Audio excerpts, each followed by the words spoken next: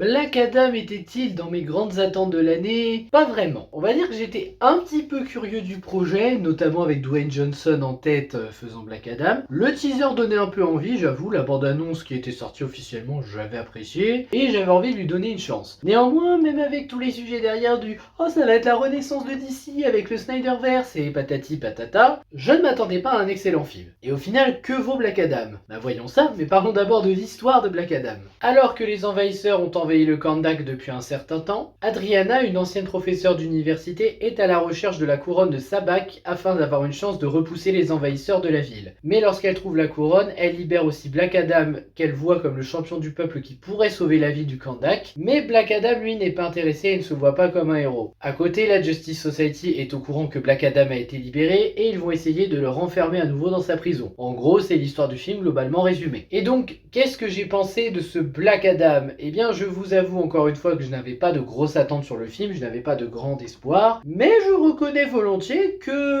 j'ai pas détesté ma séance. C'est pas un grand film, c'est loin d'être un des meilleurs d'ici, disons-le, même du DCU, mais c'est pas non plus un ratage complet. Il y a de quoi passer un bon moment, surtout si tu viens juste pour l'action et le spectacle, ça passe, il y a vraiment des bonnes idées. À côté, il y a aussi pas mal de problèmes qui font que le visionnage est un peu difficile à certains moments, mais dans l'ensemble, ça reste correct comme film. Mais non, c'est clairement pas la fameuse renaissance que certains voulaient voir pour DC. Dans les défauts, on pourrait compter le scénario, qui, là j'avoue, n'a pas été forcément très bien écrit, mais surtout aussi les personnages secondaires, parce qu'autant les principaux, Black Adam, Hawkman, Dr. Fate, ils ont pas de grand développement, mais ils passent encore. Par contre, si tu prends Adriana, son fils, ou même le frère d'Adriana, parce qu'il est là, il sert à rien, il est juste là pour faire des blagues, là tu atteins déjà un des problèmes du film, les personnages secondaires sont inintéressants. Adriana a des raisons de vouloir sauver le Kahndaq, c'est pas ça que je critique, juste ils sont pas intéressants. Et maintenant que j'y pense, ils apportent pas grand chose à Black Adam. Quant à la mise en scène, elle est un peu bizarre. Je dirais pas qu'elle est mauvaise parce qu'il y a quelques moments où il y a des bonnes idées, mais question montage, c'est assez discutable dans des scènes d'action, notamment le combat dans l'appartement entre Black Adam et Hawkman.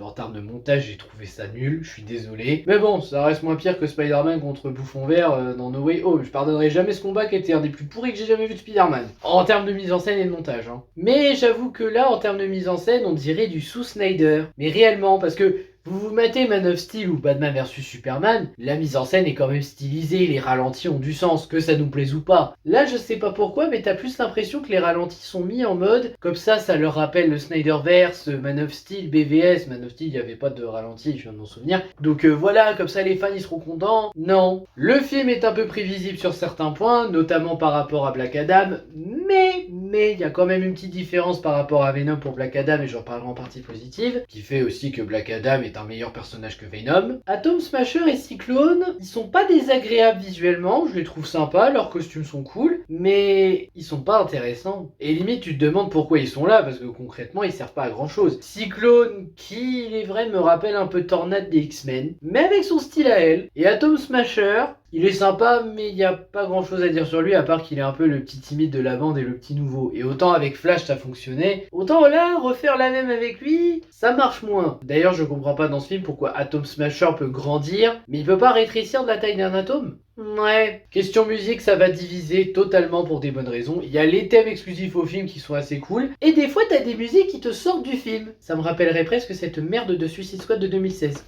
Question tension, on n'y croit absolument pas. À aucun moment on se dit oh mon dieu il est en danger, il va mourir. Non, j'y crois pas. Émotion pareil, il y a quelques petites scènes d'émotion qui ont été tentées.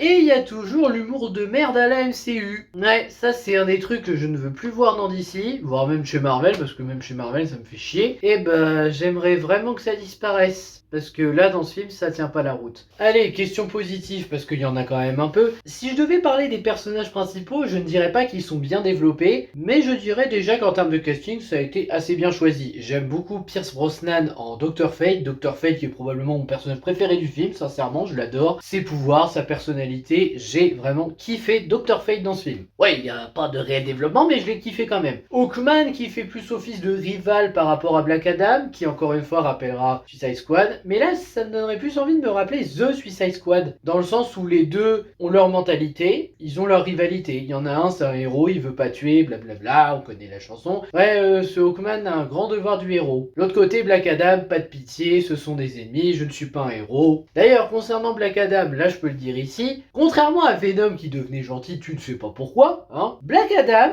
il reste un méchant. Enfin, il reste un méchant. Il devient quand même une certaine figure pour le Kandak, mais il reste un méchant. Et ça, c'est bien parce que vraiment, Black Adam reste un méchant qui tue, qui n'hésite pas à tuer et qui ne se dit pas « Oh, vu que je deviens gentil, je vais arrêter de tuer. » Non, des fois, il faut des héros qui tuent. Bon, c'est des anti-héros, mais ça marche quand même. Puis surtout, Hawkman, je te le dis ici entre nous, hein, mais quand tu dis « les héros ne tuent pas », t'as vu Man of Steel et Batman vs Superman ou Justice League? Man of Steel, Superman a tué Zod, mais il avait pas le choix, vu les circonstances. BVS, Batman tue parce qu'il ne croit plus en l'humanité et c'est un Batman un peu vieux maintenant. Puis Justice League, t'as Aquaman et Wonder Woman qui ont tué Steppenwolf. Oui, Aquaman et Wonder Woman. Superman, il a juste donné un coup de poing pour le repousser, il lui a pas brisé le cou ou quoi que ce soit. Et Batman et les autres, ils ont rien fait. Donc ta mentalité de héros qui ne tue pas, ça dépend des circonstances et c'est vrai qu'en général, ils essayent d'éviter, mais non. Mais Black Adam qui reste un méchant officiel, mais Black Adam qui reste un vrai méchant qui tue sans hésitation ses ennemis, ça c'est bien. Sinon, à part ces trois-là, j'ai pas de réel personnage à défendre. Il y a que ces trois-là qui ont un minimum d'intérêt pour le film. Question jeu d'acteurs, c'est plutôt pas mal de la part de la majorité des acteurs et actrices de ce film. La dualité entre Tête Adam et Hawkman est réussie aussi. Je trouve que, même si c'est juste le côté, oui, moi je suis un héros, je fais ça, moi je ne suis pas un héros, je fais ça, je trouve qu'en termes de dualité, et je précise bien dualité, pas rivalité ou dichotomie, ça fait pas un grand film encore une fois, mais ça marche. Question symbolisme, il y a des éléments assez réussis, ce que représente Tête Adam pour le peuple, la fameuse grande statue de la ville, la couronne de sa bague aussi pour Adriana et la ville. Il y a des petites idées. Il y en a moins que d'habitude dans des films de super-héros, mais il y en a quand même. Petit point sur la mise en scène maintenant que j'y pense. Autant la mise en scène est discutable parce que ça fait sous Snyder, autant je reconnais qu'en termes d'iconisation, il y a de beaux plans. Non, réellement, il y a des plans qui sont restés gravés dans ma tête pour me dire, je trouve que ça marche bien. L'iconisation dans ce film ici est réellement réussie. Tête Adam, le seul personnage qui évolue par rapport au Kandak et à sa personnalité, mais encore une fois qui ne devient pas gentil gratuitement et qui arrête de tuer comme ça, ce qui est un bon point, encore une fois, je le redirai jamais assez. Les effets spéciaux sont de bonne qualité, les costumes aussi sont de bonne qualité, j'aime bien les différents costumes des héros. Tête Adam, j'aime bien son costume et le fait que c'est pas un costume cousu, c'est un costume qui s'est créé sur sa peau. C'est tout con, mais j'aime bien cette idée. Et enfin, les décors sont corrects, même si des fois la photographie peut être un peu discutable, les décors sont assez corrects. Partie spoil, je sais de quoi vous voulez qu'on parle, je sais quelle est la question que vous vous posez et c'est juste pour ça que vous voulez voir le film. Est-ce que c'est réellement le retour d'Henry Cavill en Superman? Est-ce qu'on va vraiment avoir le retour du Snyderverse dans le DCU?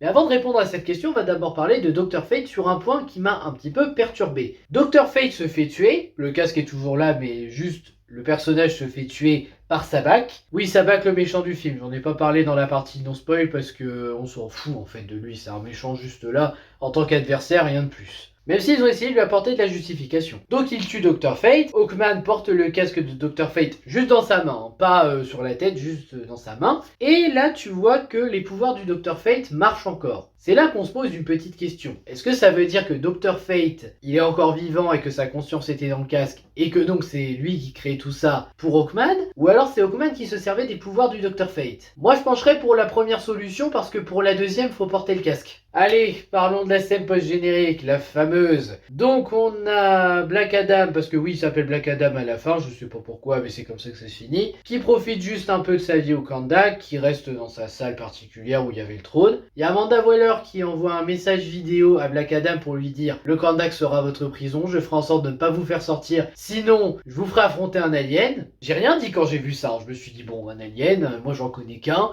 je suis pas sûr que ça soit lui mais pourquoi pas. Donc Black Adam il la provoque un peu, il fait allez-y. Donc le robot de Waller disparaît, là t'as une silhouette qui descend du ciel super rapidement, et j'y croyais pas. Dans ma tête, j'y croyais pas, je me suis dit non, c'est pas vrai, ils l'ont pas fait. Et là t'entends la voix d'Adrien Antoine, et tu vois Henry Cavill en Superman. Oh les bâtards, ils ont vraiment réussi à ramener Henry Cavill en Superman, mais ça fait tellement plaisir. Et sachant qu'en plus, récemment, à l'heure où sort cette vidéo, on a eu des nouvelles confirmées comme quoi on allait avoir un Man of Steel 2 avec Henry Cavill. Ah, un pur plaisir. Bon, il manque que Zack Snyder, mais sinon, en dehors de ça, c'est vraiment bien, là, pour le coup.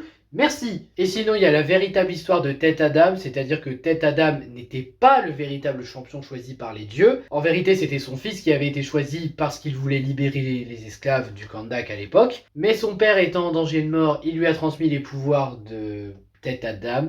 Black Adam, j'avoue que je sais pas trop comment dire là. Donc il est devenu Black Adam et ça fait que son fils s'est fait tuer. Et après, il y a toute l'histoire qu'on a vue, à savoir il est allé dans le palais, il a tué tout le monde sans pitié. Ça justifie un peu le côté anti-héros de Black Adam. Après, en termes d'origine, c'est pas exceptionnel, mais j'aime bien quand même. Voilà, je pense que je n'ai pas grand chose à ajouter sur ce film. Donc au final, Black Adam, est-ce que ça vaut la peine de le voir au ciné? Peut-être pas au cinéma. Le film, encore une fois, est correct. Si vous allez le voir juste pour le spectacle, le divertissement, les scènes d'action, ça passera, malgré quelques problèmes de montage et une mise en scène discutable qui fait sous Snyder. Mais dans la majorité, si c'est juste pour le spectacle, je pense que vous passerez un bon moment. Après, si vous avez des grosses attentes sur le film en vous disant « Waouh, ça va être la renaissance de DC », non, vous allez être très déçus, parce que c'est clairement pas la renaissance de DC. Mais bon, appréciation quand même correcte, un moment agréable passé. Il n'y a plus qu'à voir maintenant ce que DC a prévu pour la suite. Mais comme ça dépend du succès de Black Adam et que pour l'instant, il marche pas très bien, et j'ai peur que DC rechange leur plan. Mais on verra en temps voulu quand ça arrivera. Merci d'avoir regardé cette vidéo. N'hésitez pas à liker, à partager, à vous abonner, à me donner votre avis sur le film si vous l'avez vu. Et je vous dis à bientôt pour de prochaines vidéos. Ciao!